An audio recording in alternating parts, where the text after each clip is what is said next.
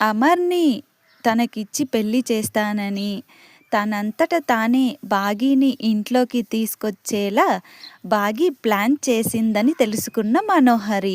అసలు ఏం జరగబోతుంది అనేది పూర్తి వీడియో చూసేయండి. వీడియోని లైక్ చేయండి, ఛానల్‌ని సబ్స్క్రైబ్ చేసుకోండి. బాగీ ఇంట్లోకి ఎంట్రీ ఇవ్వగానే అమర్ బాగీని ఇంట్లోకి రానివ్వనంటాడు. పిల్లలు రాథోడ్ డాడ్ ఇంకా వచ్చేసింది కదా, వదిలేయండి డాడ్ అని చెప్తారు. అప్పుడు మనోహరి, అమర్ నువ్వు ఎందుకు టెన్షన్ అవుతున్నావు? తను కేవలం 10 రోజులు మాత్రమే ఉంటానంటుందిగా.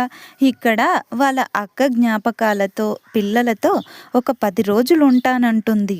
ఆ తర్వాత వెళ్ళిపోతాను అంటుందిగా. అయినా తను ఇక్కడ కొన్ని రోజులు ఉండటమే బెటర్ అమర్. ఎందుకంటే పాప మీ అందరికీ, అదే మనందరికీ అలవాటు పడాలి కదా. తరువాత తను లేకపోయినా మనతో ఉండగలదు, అర్థం చేసుకో అని చెప్తుంది. అప్పుడు బాగీ నటిస్తూ, నేను చెప్పాను కదా మనోహరి, ఆయనకు నేను రావటం నచ్చదని. నేను ఆయనకు ఎప్పుడో పరాయిదాన్ని అయిపోయాను. అయినా నాకు ఇక్కడ ఎవ్వరూ లేరు. నేను ఇక్కడ ఇంకొక్క క్షణం కూడా ఉండను అని అంటూ వెళ్ళబోతుంది.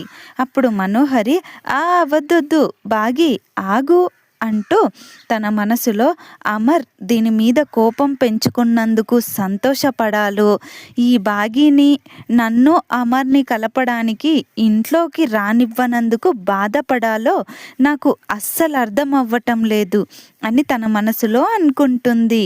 ఇంకో పక్క అమర్, అమ్మో ఈ మ్యాటర్ని ఎక్కువ లాగితే తెగేలా ఉంది, ఈ మెంటల్ది వెళ్ళిపోయేలా ఉంది, మొహంలో కోపం ఇలానే మెయింటైన్ చేస్తూ కవర్ చేయాలి అని అనుకుంటాడు. ఇంతలో మనోహరి తనని అమర్ని కలపకుండా బాగీ ఇంట్లో నుంచి ఎక్కడ వెళ్ళిపోతుందోనని కోపంగా, అమర్ ఇంకాపుతావా, తనని ఇంట్లోకి రానివ్వు అంటూ గట్టిగా కోపంగా అరుస్తుంది. అప్పుడు అమర్ మనోహరి తన మీద కోపంతో అరవడంతో కోపంగా మనోహరి అని అంటే, అప్పుడు మనోహరి నెమ్మదిగా, అది కాదమర్, ఒకసారి పాప గురించి ఆలోచించు. తన మీద కోపం పక్కన పెట్టి మళ్ళీ పుట్టిన మన ఆరు గురించి ఆలోచించు. తను ఈ ఇంటికి దూరం అయ్యి ఇప్పటికే చాలా సంవత్సరాలయ్యింది. మనం తనని చాలా మిస్ అయ్యాము. ఆలోచించు అమర్, ఇక నీ ఇష్టం అని అంటుంది.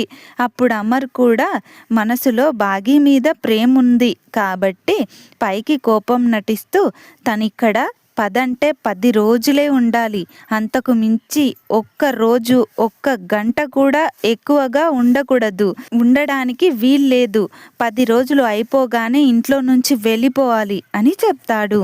అప్పుడు మనోహరి, సరే అమర్, 10 రోజులంటే 10 రోజులు ఉంటుంది అని అంటూ, అది 10 రోజుల్లో మనల్ని ఒకటి చేస్తుంది, తర్వాత దాన్ని ఇక్కడే ఉండనివ్వు అని నువ్వన్నా కూడా దాన్ని, ఈ పిల్లల్ని ఈ ఇంట్లో నుంచి, నీ లైఫ్లో నుంచి తరిమి కొడతాను అని అనుకుంటూ 10 రోజుల తర్వాత తనని ఇంట్లో నుంచి బయటకి పంపించే బాధ్యత నాదే అమర్ అని అంటుంది.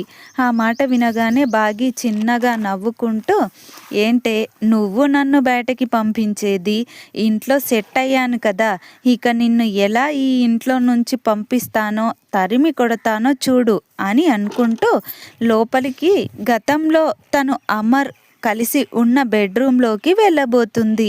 అప్పుడు మనోహరి, ఆగు బాగీ, అటెక్కడికి, నీకు నేను ఈ రూమ్ కింద సిద్ధం చేయించాను, నువ్వు అమర్ రూమ్లోకి వెళ్ళటం నాకు ఇష్టం లేదు అని అంటుంది. యాదమ్మ లగేజ్ తీసుకెళ్ళు, ఆ రూమ్లో పెట్టు అని చెప్తుంది. అప్పుడు బాగీ, లేదు నేను ఆయన రూమ్లోనే ఉంటాను అని చెప్తుంది. అప్పుడు మనోహరి, ఏంటి బాగీ తేడాగా మాట్లాడుతున్నావు, నన్ను అమర్ని కలుపుతానని చెప్పి వెళ్ళి తనతో నువ్వు కలిసి ఉంటానంటున్నావేంటి, ఏంటి సంగతి అని అంటుంది. అప్పుడు బాగీ, కరుణ, మనోహరి పాపం చాలా బాధపడిపోతుంది కదూ అంటూ, మరి ఇక అసలు నిజం చెప్పేద్దామా అని అంటుంది. అప్పుడు కరుణ, అయ్యో వద్దే, పాపం మనోహరి, తనది అసలే చిన్ని గుండె, అది బద్దలవుతుందేమో నిజం తెలిసాక, వద్దే అంటే అప్పుడు మనోహరేమో ఏంటి నిజం అని అడుగుతుంది. అప్పుడు బాగి మనోహరి బుగ్గలు గిల్లుతూ, అయ్యో నా క్యూట్ మనోహరి, నా బుజ్జి మనోహరి, నువ్వు అనుకున్నట్టు నేను ఈ ఇంట్లోకి నిన్ను ఆయన్ని కలపడానికి రాలేదు మనోహరి అని అంటుంది. ఆ మాట వినగానే మనోహరి షాక్ అవుతుంది. అప్పుడు మనోహరి, ఏంటే తిక్కగా ఉందా, ఏదేదో మాట్లాడుతున్నావు అని అంటే అప్పుడు బాగి, తిక్క కాదు మనోహరి, అసలు నిజం ఇదే. ఆయన్ని దక్కించుకోవటానికి నా అక్క అడ్డుగా ఉందని నా అక్కను చంపేశావు. తర్వాత నేను ఆయన జీవితంలోకి వచ్చాను. నీకు దక్కాల్సిన వాడు నాకు దక్కాడని నా మీద చాలాసార్లు కుట్రలు చేశావు. అవి ఏవీ పనిచేయక నా పిల్లల మీద నాకున్న ప్రేమను అడ్డు పెట్టుకొని వాళ్ళ సెంటిమెంట్తో జాతకాల పేరు మీద నాటకాలాడి పంతులితో అబద్ధం చెప్పించి ఘోరాతోనో లేదా ఇంకెవరైనా మంత్రాలు తెలిసిన వారితోనో చేతులు కలిపి అమ్మో మీద దాడి చేయించి పిల్లల సెంటిమెంట్తో కొట్టి నన్ను నమ్మించి నా అంతట నేనే అప్పుడే పుట్టిన నా బిడ్డను తీసుకొని ఆయనకు ఈ ఇంటికి 5 సంవత్సరాలు దూరం అయ్యేలా చేశావు. నేను పసిబిడ్డను తీసుకొని వెళ్ళి ఎన్ని కష్టాలు పడ్డానో నాకే తెలుసు. ఇక నీ నాటకాలు ఆటలు నేను సాగనివ్వను మనోహరి. ఈ రోజు నుంచి రోజులు గంటలు లెక్క పెట్టుకో. నీ నిజస్వరూపం ఆయన ముందు బయట పెట్టి కాదు సాక్ష్యాలతో సహా బయట పెట్టి నిన్ను ఈ ఇంట్లో నుంచి కుక్కను తరిమి కొట్టినట్టు తరిమి కొడతాను. చ అయినా నిన్ను కుక్కతో పోలుస్తున్నానేంటి, అది విన్నదంటే ఫీల్ అయిపోతుంది అని అంటుంది. అప్పుడు మనోహరి కోపంగా బాగి వైపు చెయ్యి చూపిస్తూ, చాలా ఎక్కువగా చేస్తున్నావు, నా గురించి నీకు తెలీదు అని అంటే అప్పుడు బాగి, చెయ్యి దించు, విరిచేస్తానా చెయ్యిని. మనోహరి, ఇక నీ బ్యాడ్ టైం స్టార్ట్ అయ్యింది నాన్న. నువ్వు ప్రతి క్షణం ప్రతిరోజు ఎప్పుడు నీ నిజ స్వరూపం ఆయనకి తెలిసిపోతుందోనని నరకంలో బ్రతుకుతున్నట్టు చేస్తాను నీ జీవితాన్ని. నీ అంతట నువ్వే ఈ ఇంట్లో నుంచి ఆయన జీవితంలో నుంచి పారిపోయేలా చేస్తాను అని అంటూ వార్నింగ్ ఇస్తుంది.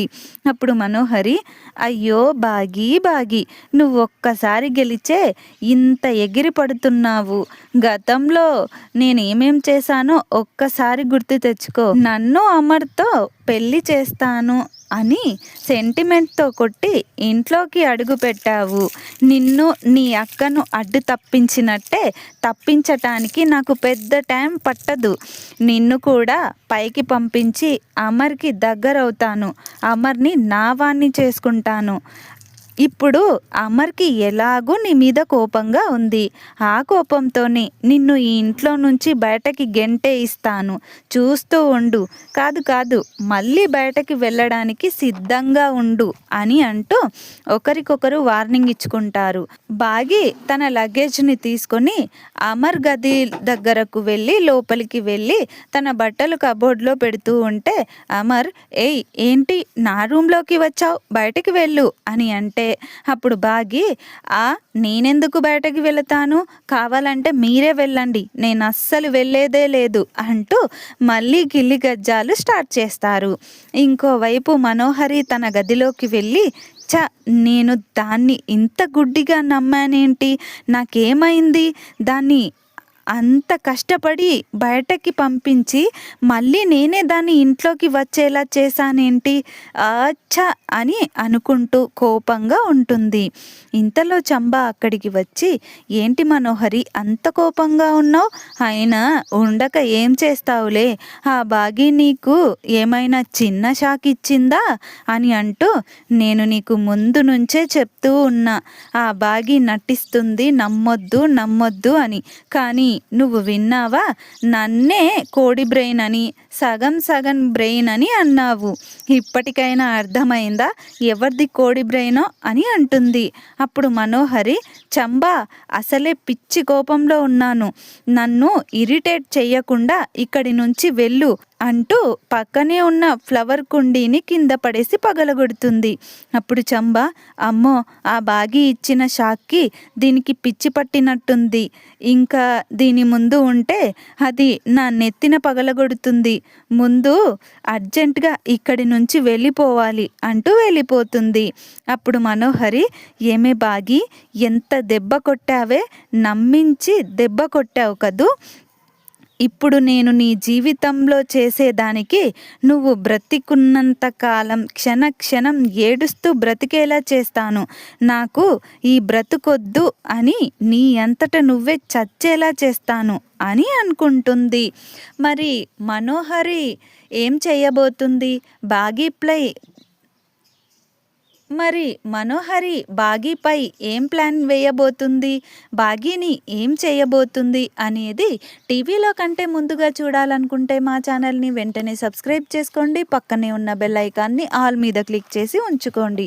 అలా అయితే నేను చేసే ప్రతి వీడియో నోటిఫికేషన్ ద్వారా మీ వరకు చేరుతుంది. ప్లీజ్ ఫ్రెండ్స్, వీడియోని లైక్ చేయండి, ఛానల్ని సబ్స్క్రైబ్ చేసుకోండి. సబ్స్క్రైబ్ చేసుకోవడం అస్సలు మర్చిపోవద్దు. Thank you friends.